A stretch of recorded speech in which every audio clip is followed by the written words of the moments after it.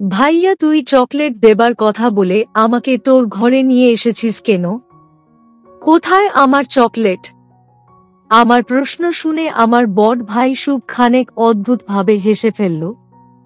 আমি আমার বড় ভাইয়া শুভকে এমনভাবে হাসতে দেখে খানকে অবাক হয়ে গেলাম। আমি ঠিক বুঝতে পারলাম না যে আমার শুভ ভাইয়া হঠাৎ এমনভাবে হাসছে কেন। আমি শুভ ভাইয়ার দিকে এক দৃষ্টিতে তাকিয়ে আছি। আমার শুভ ভাইয়া আমাকে তার দিকে এমনভাবে তাকিয়ে থাকতে দেখে তিনি বললেন, চকলেট তো তোকে আমি দিব বোন আমার, কিন্তু চকলেট পাওয়ার আগে যে আমার সাথে একটু কাজ করতে হবে। আমার সাথে কাজ করবি তুই? আমি শুভ ভাইয়ার প্রশ্ন শুনে খানকে অবাক হয়ে গেলাম। আমি আমার শুভ ভাইয়াকে কিছু বলতে যাব, তার আগেই আমার শুভ ভাইয়া আমাকে অবাক করে দিয়ে আমার সামনে চলে আসে আর আমাকে তার সাথেই। হ্যালো আমার কলিজার বন্ধুরা, কেমন আছো সবাই? প্রতিদিনের মতো আজও আমি তোমাদের মাঝে নতুন একটি ভিডিও নিয়ে হাজির হয়েছি। আজ আমি তোমাদের বলবো আমার নিজের আপন বড় ভাইয়ার সাথে আমার জীবনের আরও একটি অসাধারণ সত্যি গল্প। আমি জানি এমন গল্প হয়তো তোমরা এর আগে কখনো শোনোনি। আমি শতভাগ সিওর হয়ে বলতে পারি আজকের ভিডিওটা দেখার পর তোমাদের জল আসবে। তাই তোমাদের অনুরোধ করছি সম্পূর্ণ ভিডিওটি দেখার। তো বেশি কথা না বলে চলো গল্প ফিরে যাই। আমি সুরভি সেন। আমার বয়স 20 বছর। আমি একটা প্রাইভেট কলেজে বর্তমানে পড়াশোনা করছি। আমার পরিবারে আমার বাবা, মা ও এক বড় ভাই আছে। আমার বড় ভাইয়ের নাম শুভ। আমার বড় ভাই শুভ পেশায় একজন আইটি ডেভেলপার। আমার বাবা পেশায় একজন স্কুল শিক্ষক। আর আমার মা পেশায় একজন গৃহিণী। আমাদের 4 সদস্যের এই পরিবারে বরাবর সুখ শান্তি ছিল। আমি ছোটবেলা থেকেই পড়াশোনা নিয়ে খুব সিরিয়াস ছিলাম। আমার বাবা মা ও আমার বড় ভাই শুভ আমাকে সব সময় ভালোভাবে পড়াশোনা করার জন্য উৎসাহ দিতেন। একজন মেয়ে হয়ে নিজের পড়াশোনায় পরিবারের এমনভাবে সাপোর্ট করাটা আমার মনের মাঝে এক ভিন্ন রকম ভালো লাগার সৃষ্টি করে। আমার মনের মাঝে আরও বেশি ভালো পড়াশোনা করার শক্তি যোগায়। ছোটবেলা থেকেই আমার বড় ভাই শুভর সাথে আমার সম্পর্কটা ভীষণ ভালো ছিল। আমাদের 2 ভাই বোনের মাঝে এমন ভালো সম্পর্ক দেখে আমাদের পিতা মাতা ভীষণ খুশি হতেন। আসলে আমি যেমন আমার বড় ভাই শুভর খেয়াল রাখতাম, ঠিক তেমন ভাবে আমার বড় ভাই শুভ আমার খেয়াল রাখত। সব সময় আমাকে আমার ভাইয়া শুভ কলেজে দিয়ে আসত। আবার কলেজ শেষ হলে আমার শুভ ভাইজা আমাকে বাড়ি নিয়ে আসত। আয়ার জীবনটা ভীষণ ভালোই চলছিল। তবে এই ভালো লাগাটা বেশি দিনের জন্য স্থায়ী ছিল না। আমি যখন আমার শুভ ভাইয়ার সাথে কলেজে যেতাম তখন আমার বান্ধবীরা আমার দিকে খানিক অদ্ভুতভাবে তাকিয়ে থাকত। শুধু যে আমার বান্ধবীরা এমনভাবে তাকাতো তা কিন্তু নয়। আমাদের কলেজের সকলেই আমাদের 2 ভাই বোনের দিকে খানিক অদ্ভুতভাবে তাকিয়ে থাকত। তাদের এমন চাহনি দেখার পর আমার নিজের কাছেই ভীষণ রকম অদ্ভুত লাগত সব। আমি এই বিষয়টা আমার বড় ভাইয়া শুভকে বলেছি। তবে শুভ ভাইয়া এই বিষয়টাকে সাধারণভাবেই নিয়েছে। আর আমাকে বলেছে আমি যেন এই বিষয় নিয়ে খুব বেশি চিন্তা না করি। লোকে যা বলার বলুক, আমি যেন আমায় পড়াশোনার দিকেই খেয়াল করি। আমি আমার শুভ ভাইয়ার কথায় সম্মতি দিলাম। কারণ শুভ ভাইয়া কখনোই আমার অমঙ্গল প্রত্যাশা করতে পারে না। আমি আমার মাথা থেকে সকলের চিন্তা ঝেড়ে ফেলে নিজের পড়াশোনায় মন দিলাম। আমার পড়াশোনা ভালোই চলতে থাকল। আমি রোজকার মতো আজ কলেজ থেকে বাড়ি ফিরে নিজের রুমের দিকে চলে আসি। আমার ঘরে এসে সবার আগে ফ্রেশ হয়ে নিলাম। আসলে কলেজ থেকে বাড়ি ফেরার পর আমি সবার আগে ফ্রেশ হয়ে নেই আর তারপর বিশ্রাম করি। আমি ফ্রেশ হয়ে আমার ঘরে বসতেই আচমকা আমার চোখ পড়ল আমার পড়ার টেবিলের দিকে। আমি আমার পড়ার টেবিলের দিকে তাকাতেই খানিক অবাক হয়ে গেলাম। আমি দেখতে পেলাম আমার পড়ার টেবিলের উপর একটা বই রাখা আছে। আপনারা হয়তো ভাবছেন পড়ার টেবিলে বই থাকবে না তো কি থাকবে? এতে আবার অবাক হবার কি হলো? তাহলে বলি, আমি পড়ার টেবিলে বই দেখে অবাক হবার পেছনে একটা কারণ আছে। আমি বসা থেকে উঠে পড়ে সোজা চলে গেলাম আমার পড়ার টেবিলের দিকে। আমি আমার পড়ার টেবিলের সামনে এসে দাঁড়িয়ে টেবিলের উপর থাকা বইটা হাতে নিতেই আমার চোখ জোড়া দাঁড়িয়ে পড়ল। কারণ এই বইটা আমার নয়। আমি কখনোই গল্পের বই পড়ি না। তবে আমার ঘরে হঠাৎ গল্পের বই কে নিয়ে এলো? সেটাই আমি বুঝতে পারছি না। আমি আপন মনে খানেক সময় চিন্তা করতে থাকলাম। আমি আপন মনে বেশ খানেক সময় চিন্তা ভাবনা করার পর আমার মনে হলো যে আমি যখন কলেজে গিয়েছিলাম তখন হয়তো শুভ ভাইয়া আমার ঘরে এসে গল্পের বই পড়েছেন। তিনি ছাড়া আর কেউ তো বাড়ি ছিলেন না। আমি একটা দীর্ঘশ্বাস ফেললাম। অতঃপর আমি আমার হাতে থাকা গল্পের বইটা পড়তে শুরু করলাম। আমি আমার হাতে থাকা গল্পের বইটা পড়ছি আর মুচকি মুচকি হাসছি। সত্যি বলতে এই গল্পের বইটা পড়তেই আমার মনের মাঝে কেমন যেন অদ্ভুত এক খুশি অনুভব হতে লাগলো। আমার মনের মাঝে ভীষণ রকম প্রশান্তি পাচ্ছি আমি। আমি প্রায় ঘন্টা খানকে সময় গল্পের বইটা পড়লাম। আমার পড়া শেষ হতেই আমি গল্পের বইটা আমার পড়ার টেবিলের উপর রেখে দিয়ে বিছানায় গিয়ে শুয়ে পড়লাম। আমি আমার বিছানা এসে শুয়ে পড়ে নিজের চোখ জোড়া বন্ধ করে ফেললাম। চোখ বন্ধ করার কিছুক্ষণ বাদেই আমি ঘুমিয়ে পড়লাম। বিকেলের দিকে আমার ঘুম ভেঙে যেতেই আমি বিছানা থেকে উঠে পড়লাম। আমি আমার বিছানা থেকে উঠে পড়ে মুচকি একটা হাসি দিয়ে ফ্রেশ হতে চলে গেলাম। ফ্রেশ হয়ে আমি নিজের পড়ার টেবিলের সামনে আসতেই দেখতে পেলাম গল্পের বইটা টেবিলে নেই। তার মানে শুভ ভাইয়া এসে নিয়ে গেছে। আমি আর এই বিষয়টা নিয়ে খুব একটা চিন্তা করলাম না। আমি চলে গেলাম দুপুরের খাবার খেয়ে নিতে। সন্ধ্যার দিকে আমি বসার ঘরে বসে সিরিয়াল দেখছিলাম। এমন সময় আমার শুভ ভাইয়া কোথা থেকে যেন এসে আমার ঠিক পাশে বসে পড়ল।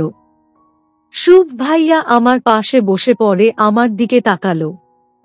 আমি শুভ ভাইয়া দিকে তাকাতেই যখন দেখতে পেলাম শুভ ভাইয়া আমার দিকেই তাকিয়ে আছে, তখন আমি শুভ ভাইয়াকে জিজ্ঞেস করলাম, কিরে ভাইয়া, কিছু বলবি আমায়?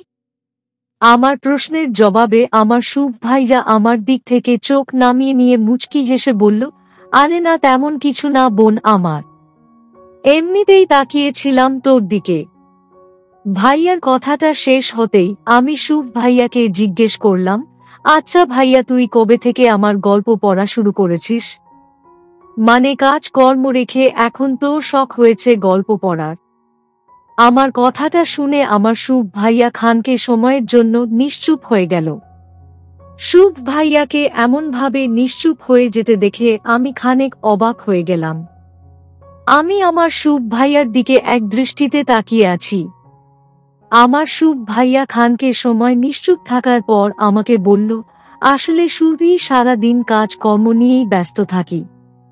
সারাটা দিন কাজ করার পর একটু আধটু গল্প পড়ি। এতে করে মনের মাঝে খানকে প্রশান্তি আসে। তুই পড়েছিস গল্প? আমার ভাইয়ার প্রশ্নের জবাবে আমি মুচকি হেসে বললাম, হ্যাঁ ভাইয়া, আমিও পড়েছি গল্প। গল্পগুলো আসলেই খুব ভালো। আমার ভালো লেগেছে খুব।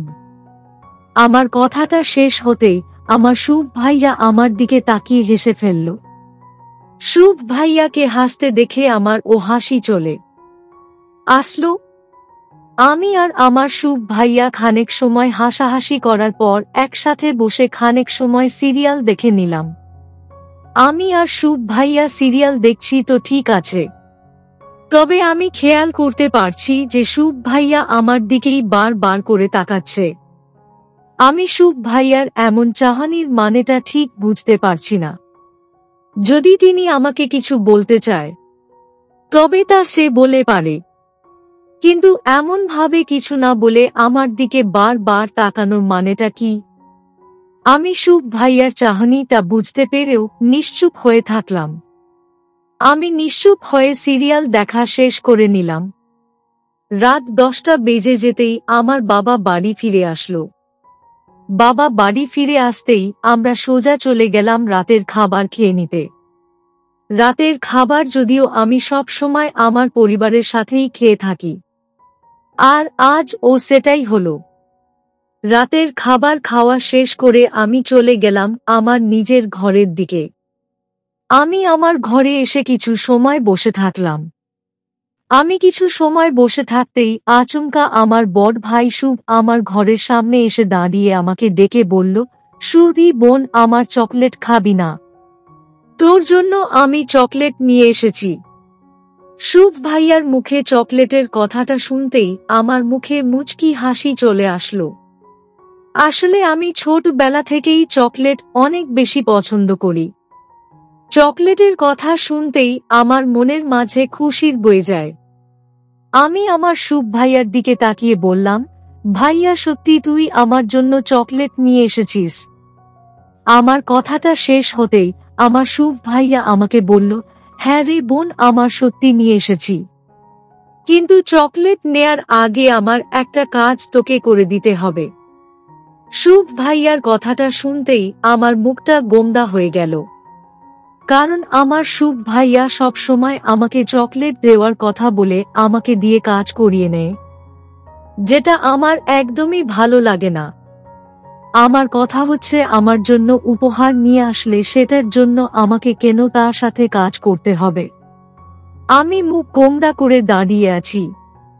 এইদিকে আমার মুখ গোমড়া দেখে আমার শুভ ভাইয়া আমাকে বলল, কিরে পাগলি, মুখ ভারী করে দাঁড়িয়ে আছিস যে? কি হয়েছে বল আমায়।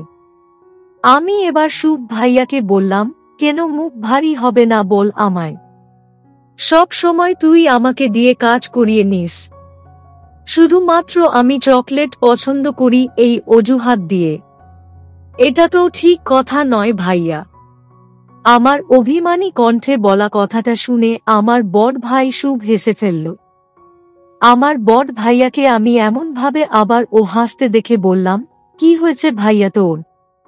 এমন ভাবে হাসছিস কেন তুই?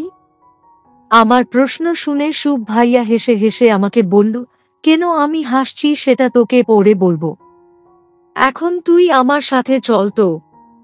আমার শুভ ভাইয়া তার কথাটা শেষ করতেই আমাকে তার সাথে করে তার ঘরের দিকে নিয়ে গেল। আমার শুভ ভাইয়া আমাকে তার সাথে তার ঘরে নিয়ে গিয়ে আমাকে কিছু কাজ দেখিয়ে দিল। যদিও আমি আগেও শুভ ভাইয়ার সকল কাজ করে দিয়েছি, তাই আমাকে তেমন কোনো সমস্যায় পড়তে হয়নি। শুভ ভাইয়া যেভাবে আমাকে দেখিয়ে দিয়েছে, আমি ঠিক তেমন ভাবেই কাজটা করতে থাকি। প্রায় বেশ খানেক সময় একটানা কাজ করার পর আমি খানিক ক্লান্ত হয়ে আমার শুভ ভাইয়াকে বললাম, ভাইয়া, আমি আর কাজ করতে পারবো না, ভীষণ ক্লান্ত লাগছে এখন। আমার কথাটা শেষ হতেই শুভ ভাইয়া আমাকে বলল, ওমা, সে কি কথা? এই তো সবে মাত্র কাজ শুরু করেছিস, এখনই ক্লান্ত লাগছে তোর? শুভ ভাইয়ার কথাটা শেষ হতেই আমি বললাম, ভাইয়া, তুই চকলেট দেবার কথা বলে আমাকে তোর ঘরে নিয়ে এসেছিস কেন? কোথায় আমার চকলেট? আমার প্রশ্ন শুনে আমার বড় ভাই শুভ খানেক অদ্ভুতভাবে হেসে ফেলল। আমি আমার বড় ভাইয়া শুভকে এমনভাবে হাসতে দেখে খানকে অবাক হয়ে গেলাম। আমি ঠিক বুঝতে পারলাম না যে আমার শুভ ভাইয়া হঠাৎ এমনভাবে হাসছে কেন। আমি শুভ ভাইয়ার দিকে এক দৃষ্টিতে তাকিয়ে আছি।